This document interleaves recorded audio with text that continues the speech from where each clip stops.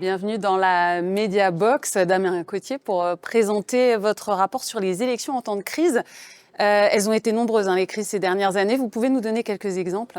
Tout était parti du Covid-19, en fait. On a vu que de nombreux pays ont dû repousser les élections, les organiser autrement. On limitait le droit de réunion, par exemple. Donc ça pose un grand défi sur le maintien de l'exercice démocratique et puis en même temps la protection de la santé publique. Et puis après cela, on a vu qu'il y a beaucoup d'autres crises, comme malheureusement un tremblement de terre en Turquie juste avant les élections, et l'agression de l'Ukraine par la Russie, qui permet pas à ce pays d'organiser des élections actuellement. Et puis tout un tas de pressions, notamment dans le domaine cyber, notamment dans le domaine de l'ingérence étrangère sur des élections. On avait ce matin la présidente de Moldova qui connaît bien cela, puisqu'il y a une vraie ingérence étrangère dans l'organisation du débat électoral. Et ça, c'est quelque chose contre lequel les démocraties doivent absolument se protéger. Et face à ces crises, alors, est-ce que les démocraties réussissent à organiser tout de même des élections libres et indépendantes? Elles réussissent la plupart du temps, mais on doit y penser de manière plus stratégique. On doit anticiper davantage, on doit considérer que la crise est devenue la nouvelle normalité et qu'il faut anticiper cela, que nos législations doivent être résilientes, que nos institutions doivent être résilientes.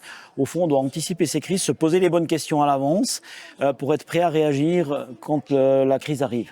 Ouais. C'est quoi justement vos recommandations pour y arriver, avoir un système électoral notamment plus résilient? Il y en a de nombreuses. On a donné une espèce de boîte à outils pour les pays de se poser les bonnes questions. La coopération entre les autorités de sécurité, les autorités d'organisation des élections, les partis politiques, les régions, de simplement se siéger ensemble et se poser les questions. Qu'est-ce qu'on fait en cas de crise? S'il n'y a plus d'électricité le jour d'un scrutin? Si tout d'un coup on est dans une situation où il y a une catastrophe naturelle, comment est-ce que le système est prêt à réagir? Se poser ces questions en amont, l'intégrer dans la législation, faire des exercices, c'est par exemple des propositions que nous faisons. Et puis au niveau de l'Assemblée, c'est aussi la question de l'observation des élections. Comment est-ce qu'on arrive à assurer la présence des observateurs et qu'ils regardent la bonne chose au bon endroit, au bon moment, alors que les élections ont changé, la manière de faire de la politique et des campagnes ont changé, et puis qu'il peut y avoir des crises qui limitent la présence physique sur le terrain, ou simplement parce que les choses se font davantage de manière digitale.